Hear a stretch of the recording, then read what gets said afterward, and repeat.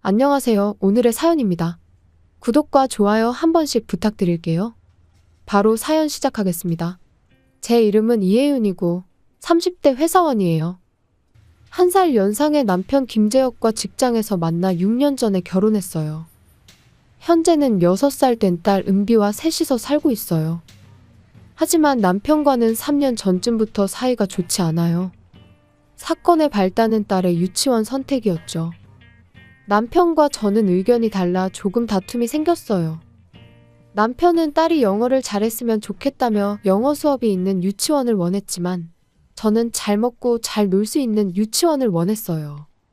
그래서 남편에게 딸이 어릴 때에는 공부 같은 거 모르고 그냥 신나게 놀았으면 좋겠다고 말했는데 남편은 영어를 재밌어 할 수도 있다면서 보내보지도 않고 판단하지 말라며 영어 유치원에 보낼 거라고 했어요.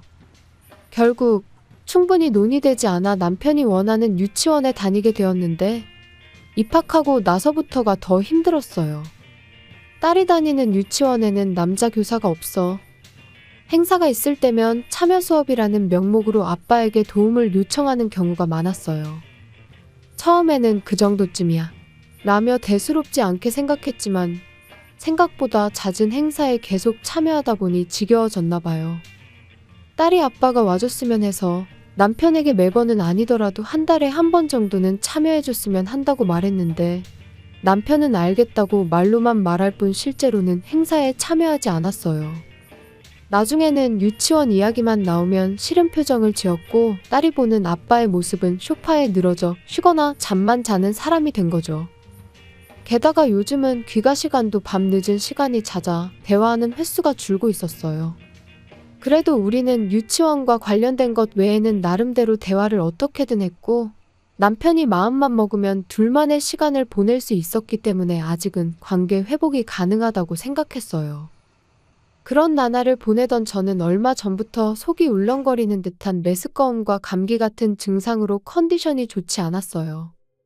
처음에는 컨디션 난조인 줄 알았는데 이렇게 며칠 동안 컨디션이 좋지 않은 것도 흔치 않은 일이었어요. 설마 라고 생각하며 약국에서 임신 테스트기를 구입해 집에서 검사를 해보니 2줄이 나왔어요. 생전 처음 있는 일도 아니었고 새 생명이 내 안에 들어왔다는 사실에 진심으로 기뻤던 저는 집에 돌아온 남편에게 둘째를 임신했다고 말했어요. 하지만 남편의 반응은 제가 생각했던 것과는 달리 어딘지 모르게 당황스러운 표정이었어요. 정말 임신했어? 확실한 거 맞아? 아직 테스트기로만 검사한 거라 100% 장담하진 못하지만 느낌상 맞는 것 같아. 그거 정말 믿어도 돼? 왜 계속 묻는 거야? 내가 임신한 게 기쁘지 않을 이유가 있어? 아니, 그런 게 아니라 은비와의 나이 차이 때문이야. 6살 나이 차이면 육아 기간도 길어지고 입학 시기가 겹칠 수도 있잖아. 그런 걸 걱정하고 그래. 다른 것도 걱정되는 게 있어? 아니야. 일단 내 얘기는 접어두고 정말 임신한 건지 병원에 확인하러 가보자. 알겠어. 일단 확실하게 하는 게 좋지. 이번 주에 휴가 내서 병원 갔다 올게. 나도 같이 갈게. 걱정도 되고.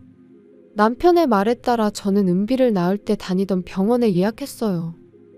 그때 선생님이라면 이번 출산도 안심하고 맡길 수 있을 것 같았기 때문이죠. 우리는 딸을 유치원에 보내고 둘이서 산부인과로 향했는데 5년 전과 마찬가지로 병원은 북적거렸어요.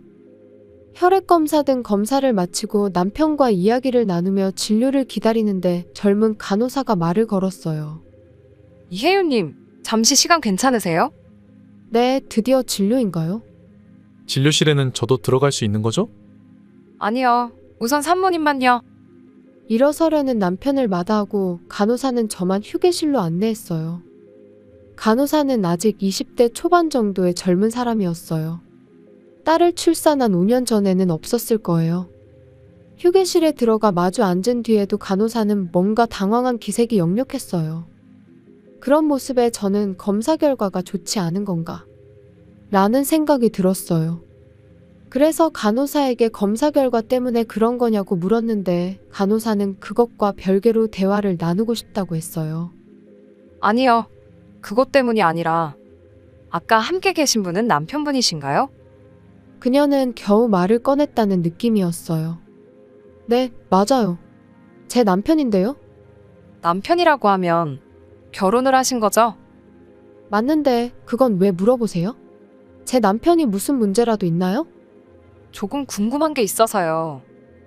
제가 5년 전에도 이 병원에서 딸을 낳았으니 접수처에서 일하시는 분에게 물어보면 제 남편에 대해 궁금한 거 알 수 있을 것 같은데요. 뭔가 캐묻는 것 같아 불편해진 저는 짜증을 감추지 않고 말했어요. 하지만 간호사는 저보다 더 짜증이 난 듯이 더 강한 어조로 말하기 시작했어요. 지금부터 제가 말하는 건 산모님께서 꼭 알아주셨으면 해서 말씀드리는 거예요. 알아주셨으면 한다고요? 지금 당장 그 사람과 이혼하세요. 뭐라고요?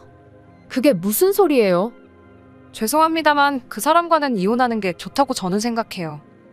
여보세요. 지금 제정신으로 하는 말이에요? 저 정신 멀쩡해요. 다만 산모분과 아이를 생각하면 도저히 가만히 있을 수 없었어요. 알겠어요. 제가 이해할 수 있도록 차근차근 말해주시면 안 될까요? 간호사의 이야기는 이러했어요. 한 달 전까지만 해도 다른 산부인과에서 근무했었다고 해요. 그곳에서 출산했던 부부. 아니, 정식으로 혼인신고를 하지 않은 커플이었다고 하는데 그 남자가 제 남편인 것 같고 아버지로서 출산을 함께 했다는 거예요. 이름도 똑같고 나이도 체격도 비슷하고. 한 달 전에 만났을 때 첫째라고 했는데 분만실에서 마사지도 해주고 음료수에는 빨대를 꽂아 마시게 하고 통증을 완화시켜주는 등 매우 잘 도와줘서 처음부터 능숙할 수 있는 사람도 있구나 라고 느꼈거든요. 그런데 그렇게 헌신적으로 함께 하시는데 여성분과는 아직 혼인신고 안 하셨다고 하셔서 굉장히 인상 깊어서 제가 또렷이 기억하고 있어요. 저는 간호사에게 이런 것 때문에 이혼하라고 한 거냐고 물었고 간호사는 본인 전 남편이 바람 피우는 바람에 결혼 생활이 얼마 전 파탄 났다며 저보고 진실을 꼭 알고 있으라고 했어요. 전혀 예상하지 못한 이야기라 일단 알겠다고 하고 나머진 혼자 생각해보겠다고 하니 간호사는 서둘러 자리를 떴어요. 간호사와 이야기를 나눈 후 제가 얼마나 표정이 안 좋았는지 남편은 괜찮냐고 연신 물어봤어요. 하지만 다정한 말에도 저는 왠지 모르게 기분이 나빴어요. 이후 진료를 마친 우리는 딸을 유치원에서 픽업해 집으로 돌아왔어요. 그리고는 남편에게 입덧이 너무 심해 힘들다고 딸을 데리고 친정집에 당분간 가 있겠다고 말하고 짐을 싸고 친정집으로 갔어요. 그리고 지인이 근무하는 흥신소를 통해 여성의 신원 조사를 의뢰하기로 했어요. 간호사의 말만으로는 남편이 바람을 피우고 있다는 확실한 증거가 될 수 없잖아요. 제가 집을 비운 틈을 타서 남편은 곧 그 여자의 집에서 지내게 되었어요. 그래서 조사를 의뢰한 2주라는 짧은 기간 동안 불륜의 증거를 많이 확보할 수 있었고 3주 후에는 저는 변호사와 함께 남편과 여자가 사는 아파트로 향했어요. 남편과 불륜 상대는 제 모습을 보고 깜짝 놀라했어요. 상대 여성은 20대 초반이었고 띠동갑 아저씨에게 속은 줄 알았는데 유부남인 줄 알고 만난 것 같았어요. 왜냐하면 저보고 좋아하는 사람이 생기면 유부남이든 총각이든 무슨 상관이냐고 했거든요. 너 여기 뭐하러 온 거야? 변호사님 데리고 아기 얼굴 보러 온 것 같아? 제가 황당해하며 이혼을 논의하러 왔다고 말하자 남편은 미소 지었고 여자는 잠든 아기를 안고 당당한 태도를 보였어요. 남편은 계속 저한테 이혼하고 싶다고 말하고 싶었는데 다 들킨 마당에 전부 다 말하겠다며 2년 전부터 상간녀와 사귀기 시작했고 지난달에 아이가 태어났다고 했어요. 아이가 태어나기 전에 이혼하려고 했는데 괜히 머뭇거렸다며 이 여자한테는 자기밖에 없으니 능력 있는 저는 혼자서 아이 키울 수 있으니 남편은 상간녀한테 가겠다고 했어요. 그런데 말이야. 이쪽은 아이가 태어난 지 아직 얼마 안 됐으니까 위자료는 감액해 줄 수 있겠지? 왜 내가 위자료를 감액해줘야 해? 너가 먼저 이혼하고 싶다고 말했으니까 당연한 거 아니야? 차라리 위자료 없이 재산 반씩 나눠서 끝내는 게 어때? 남편의 능청스러운 발언에 저와 변호사는 서로 얼굴을 붉혔어요. 나한테는 은비와 뱃속에 아이도 있잖아. 위자료만으로 끝이라고 생각해? 그리고 그 여자의 아이는 은비와 지금 뱃속의 아이와 남매가 되는 거잖아. 불쌍하다고 생각하지는 않아? 내가 왜 그런 죄책감에 시달려야 해? 죄책감이라는 단어를 쓰는 남편에게 남은 정마저 떨어졌어요. 너무나 무책임한 모습에 위자료도 감액 없을 거고 양육비도 제대로 청구하겠다고 으름장을 놨어요. 한 가정을 망가뜨린 책임을 지게끔 하고 싶었거든요. 그리고 남편에게 앞으로 변호사를 통해서 이야기하라고 하고 자리를 떴어요. 이후 남편은 위자료 3,500만 원과 두 자녀의 양육비를 월 90만 원씩 20년간 받기로 했어요. 상간녀에게는 유부남과의 불륜으로 아이를 낳았기 때문에 이쪽에도 3천만 원을 청구했어요. 그녀는 모아둔 돈이 없으니 분할로 주고 싶다고 했지만 서로 빨리 끝내는 게 낫지 않겠냐고 말했더니 어디선가 빌려서 주더라고요. 남편이 바람피운 사실은 회사에도 소문이 난 것 같은데 양육비를 계속 줘야 하니 손가락질을 받으면서도 그만둘 수 없어 일은 계속하는가 보더라고요. 뭐 그렇게 오래가진 못하고 그만둘 것 같지만 그렇게 되면 여자도 지금보다 더 힘들어질 테고 뿌린 대로 거두는 거겠지요. 저는 현재 뱃속에 생명을 키우며 딸과 함께 살고 있어요. 뱃속의 아이가 여자임을 알게 된 딸은 매일같이 빨리 태어나라고 말하고 여동생 이름은 자기가 지을 거라고 들떠 있어요. 벌써 언니가 된 것처럼 행동하는 모습을 볼 때마다 뱃속의 아이도 첫째처럼 밝고 씩씩하게 자랐으면 좋겠다는 생각이 드네요.